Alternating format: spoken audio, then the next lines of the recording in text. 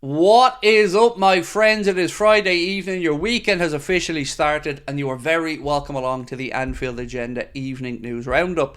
I'm going to take you through the very latest on Alisson Becker and Ederson's futures. And when I mean Ederson this time, I am speaking about the Manchester City goalkeeper.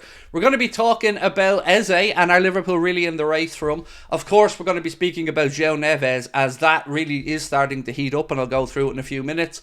And a couple of other bits and pieces that I think you guys need to know about. As always though, we'd love to know your thoughts after you watch the video, so please let us know in the comment section. Drop a like on the video if indeed you enjoy it, and don't forget to hit that subscribe button. I hope you guys had a chance to watch the exclusive interview we did with David Lynch. That went out at lunchtime today. The feedback's been really nice on it, and thanks again to David for giving up the time to come and have a chat with us. If you haven't watched it, there are some really interesting little tidbits in there, so do check it out when you get a chance. And of course, don't forget to check out Mr. David Lynch's YouTube channel as well. Right, my friends, I'm going to get stuck into it. Alisson Becker and Ederson, two goalkeepers that we have seen battle it out at the top of the Premier League table for many years. Well, one of them is inching closer to a move to Saudi, and the other one is attracting a lot of interest. So, Al Nassr have given Manchester City a 48-hour deadline to accept an offer in the region of £25 to £27 million for Ederson. Not of interest to us, fair enough, but the same piece from Rudy Galletti also said that we're expecting interest to be renewed in Alisson Becker as well. So the Saudi Pro League reached out to Alisson earlier on in the year, and he turned down the opportunity to move across there, and I very much hope that he does the same right now. He's not in a contractual situation that Liverpool need to worry about. He's got plenty of time left on his deal. Off the top of my head, it's either 2 or 3 years, and he's still at a level where, in my opinion, he's the best keeper in the world. So we may lose a goalkeeper in this window. I sincerely hope it isn't Alisson, but let me know your thoughts on this one. Do you think there is a way to tempt Alisson if you're Saudi, or do you think, quite simply like me, that he's too good to move over there at this point of his career?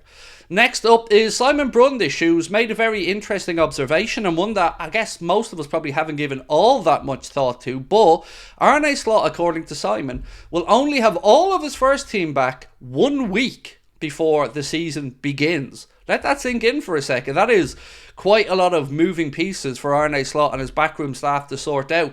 I always knew that the players were coming back in staggered amounts. We've said this for weeks, but I guess I never thought of the obvious, which is when will he have all of the guys together, first and time on the training pitch? 1 week before the season begins. So let's wait and see how that works out, but it is a lot of work to get done in between now and then for Arne Slot and his backroom team. But you know what? I've got full faith in them. They're going to get it done. So, speaking of managers, let's have a look at our former manager for a second. And don't worry, I haven't forgotten about Eze. I haven't forgotten about Joao Neves. That's coming up soon. But Jurgen Klopp has agreed to become an honorary ambassador for the LFC Foundation. Could you think of a better patron to have? Could you think of a better man to have involved? Absolutely wonderful stuff from Jurgen, from the football club, and I'm absolutely sure that he will serve the LFC Foundation absolutely fantastically. He's just a good old man, isn't he? And I say old, I don't mean he's old, I mean he's a good man. Sorry, that's just an Irish way of saying something.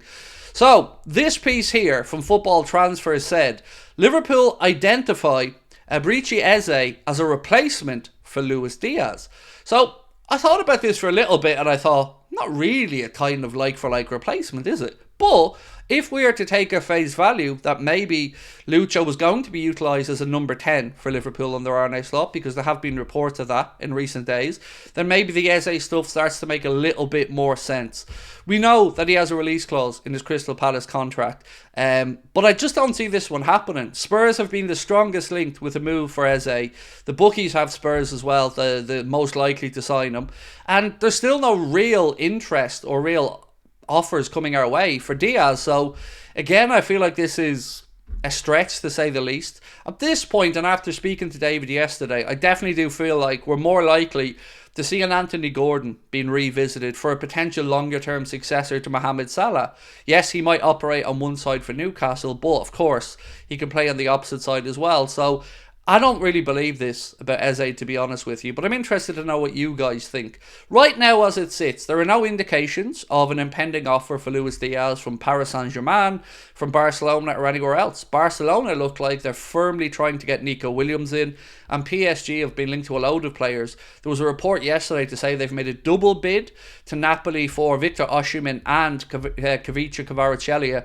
I don't know how true that is, but again, there's no real links there for Luis Diaz, so I'm a bit relaxed about that at this moment in time. But would you do it if you were in charge? Would you sell Lucho to bring in Eze? I don't know if I would, because Lucho's right in his prime now. And Eze's a very good player, don't get me wrong.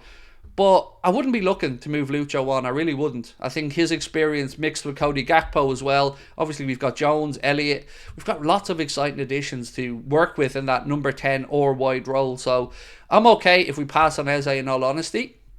So this is the part where I have a little laugh at Manchester United and Arsenal fans. Sorry, I got to do it. So the latest UEFA club rankings came out today, and Liverpool were 4th on the list. Not too shabby, right? We're behind Manchester City, 115 to 129 charges FC. Real Madrid, we do what we want. Bayern Munich, Hollywood FC. And then Liverpool, 4th on the list. You're asking yourself right now, hang on a minute, Craig, where's Manchester United? Where is the might that is Arsenal? Well, Manchester United, believe it or not, are 14th on this list, ahead of Arsenal, who are all the way down in 19th. Let's hear that again. All the way down in 19th. Behind West Ham. So, Arsenal, what says you? Behind West Ham on this list? European giants, you say? Rah, rah, rah. We all laugh. Anyway, jokes aside, we move on. So, let's talk about Joao Neves. This is getting really interesting. So, we spoke yesterday with David Lynch, and there was certainly a feeling that Liverpool were willing to go big. We talked about the number 6 position. We talked about, obviously, Caicedo and Liverpool looking to get that deal done previously. And I wondered and asked, is the money there for the right player? Well, it seems like it is. And if you're to believe reports, and they are increasing, Matt Thielen today has said that Liverpool's interest in Joao Neves seems to be gaining momentum in the media, would love for the right price. And it is gaining momentum. Look, I know it's a stretch to think that we'll spend 120 million euro, and I'll believe it when I see it. But the interest is real. The interest is there, and he is certainly somebody who the club are looking at. I've got my own target. I've said Ederson from Atalanta for a long time. But if the club decide that Joao Neves is that guy, obviously recommendations from the likes of the Diogo Jota, the club have very good extensive networks in Portugal, a great relationship with the Gestafu agency. I can see this one happening. I can also see ENQUIRIES happening at some point, and again that would probably involve Costas moving on. But I do think these are the most likely deals that we will see coming up. And the centre-back situation, look, I'm guessing at Mark A, because it seems like the most obvious one, but I do think that will get sorted. The big question lots of Liverpool fans have been asking is, are we going to do business, or are we going to hear stories linked, monitoring? And I feel like we will start to get that business done soon. We're just going to have to be a little bit patient. And patience for me is not something that I'm blessed with, my friend. So let me know your thoughts on all of this. Joao Neves, 120 million euros, the release clause. Benfica are saying they're not going to take a penny less. They've turned down offers from United previously of about 50 to 60 million pound, which is about what? 60 to 70, 72 million euro, which is still a long way off the release clause. So it feels like Liverpool would certainly have to go in. Now, Pedro Marquez, formerly working with Benfica, now working with FSG. Maybe he helped streamline the process a little bit. But I want to know your thoughts. Eze, Joao Neves, and are you worried about Alisson Becker? Good news, at least I hope it's good news, is I will see you guys tonight at 8:45 for the late night agenda, right back here. Until then, if I could ask you one small favour, please do go over and subscribe to the Anfield Agenda Clips channel. And thank you to everybody who's bought tickets to the live shows. The Liverpool one, even at the bigger venue, is looking like it's starting to get close to selling. So if you're thinking of coming along, I genuinely wouldn't leave it that much longer. And Cardiff, plenty of space there, but we do hope to see you at one of those two shows. You can get your tickets with the link in the description. And again, they are all ages events. I'll catch up with you later. Lots to talk about. I'm going to do my research and give it all to you again tonight at 8:45. Until then, enjoy your weekend if I don't see you tonight, and thank you for watching. Bye bye.